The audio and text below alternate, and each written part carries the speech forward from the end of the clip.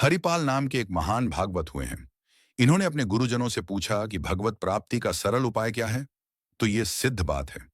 गृहस्थी में विविध साधनाएं नहीं हो सकती। यम, नियम, आसन, प्राणायाम, प्रत्याहार, ध्यान, धारणा, समाधि सब बड़े कठिन। ब्रह्म ज्ञान बड़ा कठिन।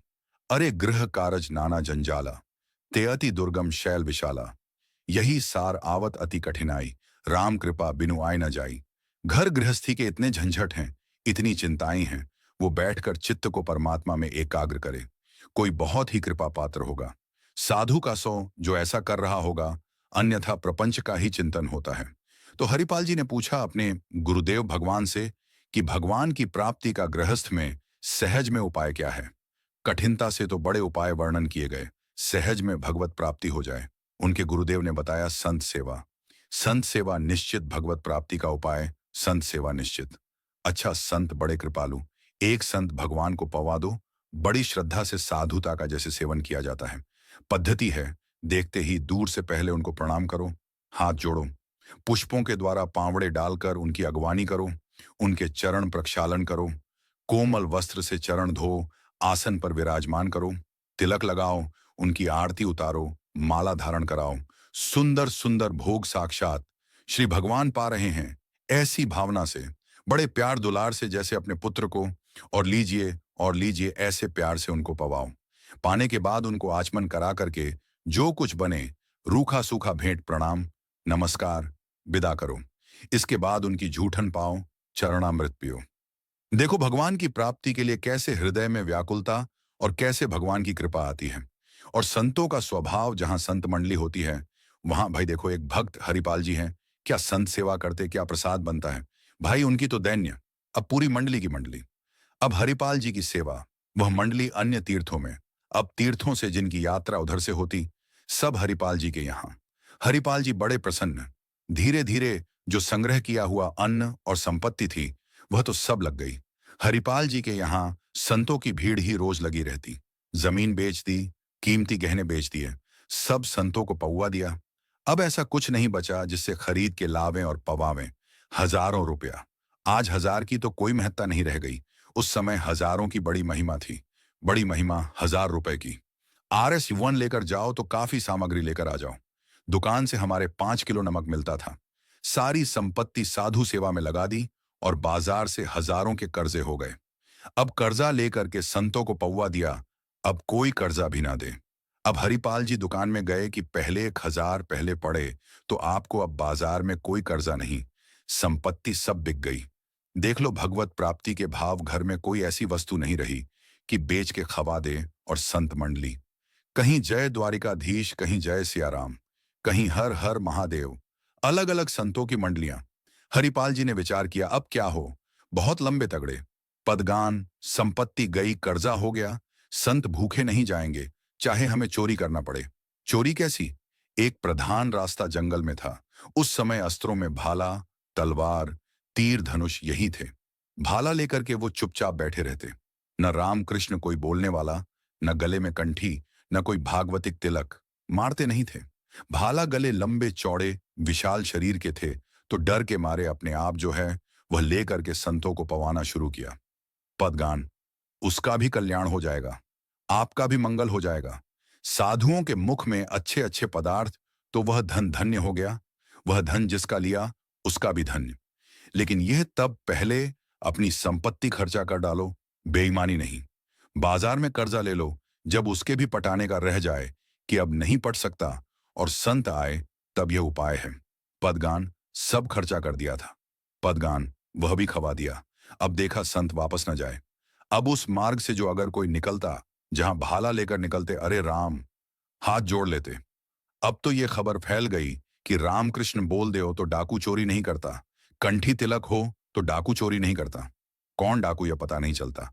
अब वहां जो निकले जंगल में, तो शुरू से ही कोई श्री राम, कोई कृष्ण।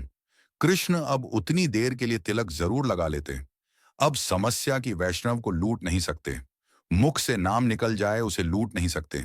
अब वहां जो निकले, सब जैसे भयभीत होकर से ही वहां जय श्री राम, राधा राधा कृष्ण, कृष्ण हरि हरि, क्योंकि पता है डाकू है, भाला लिए मारेगा, चोरी कर लेगा। यद्यपि उन्होंने किसी को मारा नहीं था। अब वहां किसको चोरी करे? जो निकले सब वह। साधु मंडली आई, बड़ी सत्कार करना है।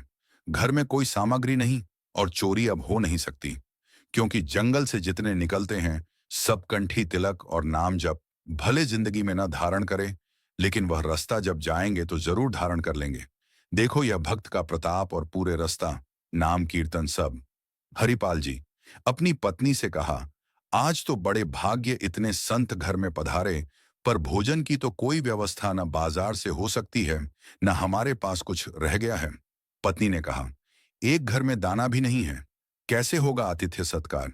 सब संत वापस चले जाएंगे भूखे, ये तो बहुत बड़ा अनर्थ हो जाएगा। हरिपाल जी ने कहा, देखो अड़ोस पड़ोस में मांगकर। उनकी पत्नी जिस दरवाजे में जाती, कहती संत शब्द सुनते दरवाजा बंद कर लेते। मांगने आए हैं, पहले घर ले गए, अभी वापस दिया नहीं, फिर मांगने आए, अब वापस पत्नी आ गई। हरिपाल जी से कहा, दाना नहीं मिला है, आपके व्यवहार का सब प्रताप फैल गया है कि देखते ही दरवाजा बंद हो जाता है। हरिपाल जी ने कहा, भगवान ही का सहारा है, उन्हीं का स्मरण करते हैं और अंदर ही अंदर की देखो गुरुदेव, भगवान ने कहा था साधु सेवा से भगवान की प्राप्ति होती, तो प्रभु आप मिलो न मिले, लेकिन आज संत हमारे यहां से भूखे वापस नहीं जाना चाहिए। प्रभु कोई हमें उपाय नहीं सुनाई दे रहा। पदगान। हरिपाल जी की पुकार। भगवान का लीला विहार शुरू। बढ़िया रत्नों से जटित मुकुट, कुंडल, करधनी, बाजूबंद, कंकण सब धारण। रुक्मणी जी ने कहा, जय जय अपने ही हाथ से सब कीमती कीमती आज छांट छांट करके पदगान। कहाँ प्रभु नया नया सब आभूषण दिव्य कीमती श्रृंगार कर। बोले एक भक्त है, आज उसके दर्शन करने जा रहे हैं। दर्शन देने नहीं कहा, दर्शन करने पदगान, क्योंकि हमसे ज्यादा श्रृंगार तो आप धारण करेंगे। पदगान।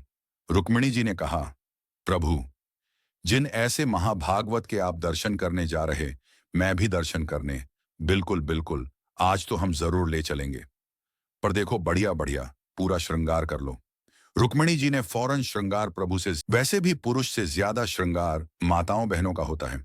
अब उन्होंने देखा कि जब इतना महान भक्त है कि प्रभु सब कीमती, तो और बढ़िया बड़े और सब। प्रभु और रुक्मिणी जी, प्रभु ने कहा, एक बात है, कोई भी भगवत चर्चा नहीं करनी, कोई भी भगवत चिन्ह नहीं धारण करना।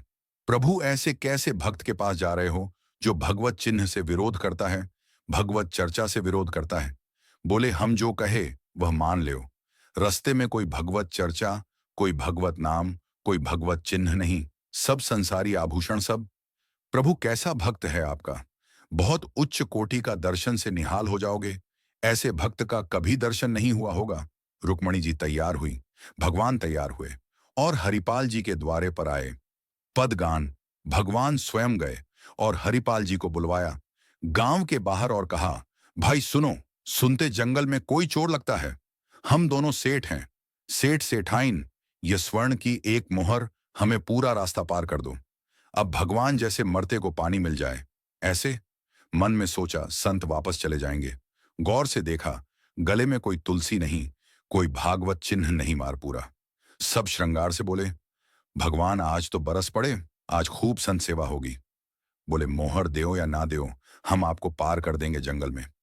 जगत रूपी जंगल से पार करने वाले भगवान को हरिपाल जी कह रहे, हम पार कर देंगे आपको, क्योंकि नजर गई ना। एक से एक कीमती रत्न बोले, महीनों संत सेवा चलेगी। हरिपाल जी से बातचीत कर रहे कि कहीं शंका ना हो जाए। बोले, अमुक शहर जा रहा हूं, हमारा बड़ा व्यापार चलता है, तुमको RS1 तो देंगे ही, पर सुरक्षित हमें पहुंचा देना, ये लो। वह दौड़ करके गए, बोले रुको, और अपनी पत्नी से कहा, RS1 का जाओ, स्वर्ण का है, कुछ जलपान लाओ, संतों को पवाओ, भोजन की व्यवस्था रस्ते में हम कर लेंगे, बाल भोग कराओ, संतों का समाधान, बाल भोग कराओ। राजभोग की व्यवस्था अभी सेठ सेठाइन है, बड़े भोले हैं, बड़े प्रसन्न हुए, मानो प्राणों का संचार आ गया संत सेवा में। रुक्मिणी जी यह रहस्य नहीं समझ पा रही कि कह रहे जंगल पार कर दो, कह रहे हैं हमको डर लग रहा है कि कोई हमें लूट न ले जंगल में।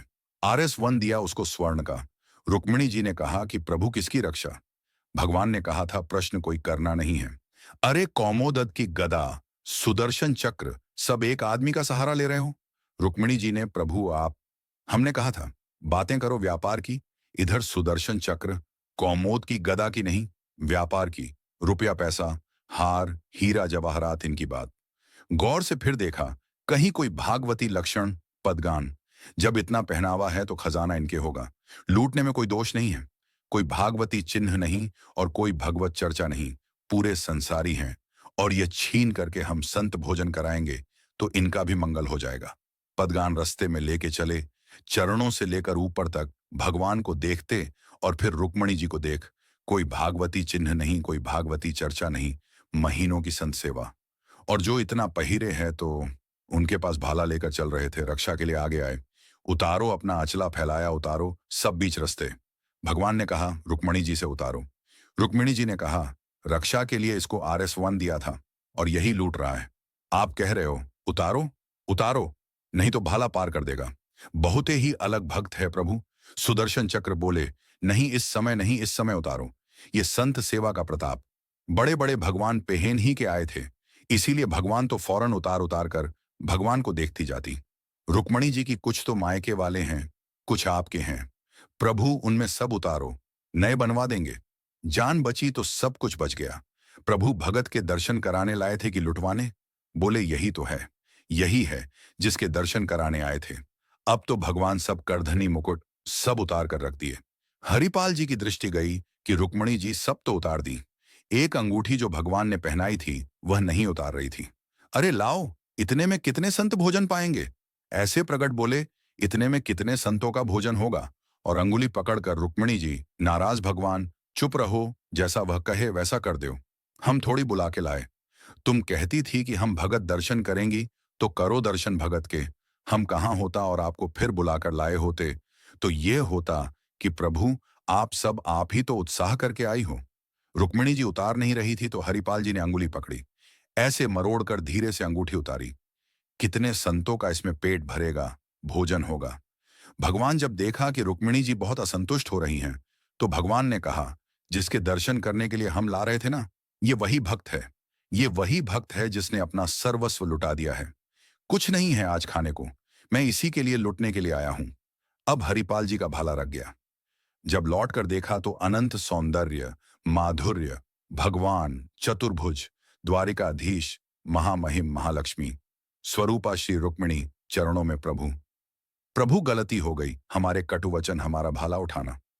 प्रभु आप जानते हो हमारे घर में संत मंडली बैठी, इतना कर्जा हो गया कि हमको कोई कर्जे में नहीं देता। पड़ोस से उधार मांगे तो कोई नहीं देता, और कुछ संपत्ति रह नहीं गई, और संत भूखे न जाएं। प्रभु, इसलिए भगवान ने छाती से लगा लिया। भगवान ने हरिपाल जी को छाती से लगाया और कहा तुम सर्वश्रेष्ठ मेरे प्राण प्यारे भक्त हो। हरिपाल जी भगवान से कह रहे कि प्रभु जैसे हमें संत प्राण प्यारे हैं, उनसे अधिक आप प्राण प्यारे हो। प्रभु मैं कैसे लूं? तो भगवान ने कहा देखो हम लाए इसलिए ही यह लक्ष्मी ले जाओ। ये महालक्ष्मी के श्रीअंग के आभूषण हैं। ये कुल परंपरागत बढ़ेंगे, कभी घटेंगे नहीं। बेचकर सब कर्जा निपटाओ और रोज लाखों संतों को पवाओ। अब ऐश्वर्य घटने वाला नहीं है। भगवान से कहा प्रभु ये घटना किसी से मत कहना, नहीं तो सब भक्त कहेंगे कि इतना दुलार भगवान को किया जाता है, भक्त जन करते हैं, और ये भाला दिखाकर लूट लिया। तो भगवान ने कहा डरो मत। यह चर्चा अगर कोई सुनेगा भी तो तुम्हें आदर्श मानकर संत सेवा करके मेरी प्राप्ति का उपाय सोचेगा, ना कि तुम में दोष दर्शन करेगा। भगवान के दर्शन के पश्चात हरिपाल जी ने कहा प्रभु जब आ ही गए हो तो लगे हाथ भंडारे पाकर जाओ। तो बोले जरूर, जहां हमारे संत पाते हैं हम प्रगट सब संतों को भगवत साक्षात्कार कराया। साक्षात द्वारिकाधीश रुक्मिणी जी के सब संतों ने दर्शन किए। भोग बना संतजन तब पाए जब भगवंत पहले पाए, फिर उनका उच्छिष्ट संत, भगवंत और संत का उच्छिष्ट। जब हरिपाल जी यह परमानंद मनुष्य जीवन का साधु सेवा से प्राप्त होता है, जब कभी साधु सेवा का संयोग बने तो नाच पड़ो। हमें आज जीवन का परम लाभ मिला है कि हमारा धन, हमारा अन्न, हमारा शरीर, हमारा जीवन साधु सेवा में आएगा। यह साधु सेवा निश्चित भगवत प्राप्ति करा देती है, निश्चित।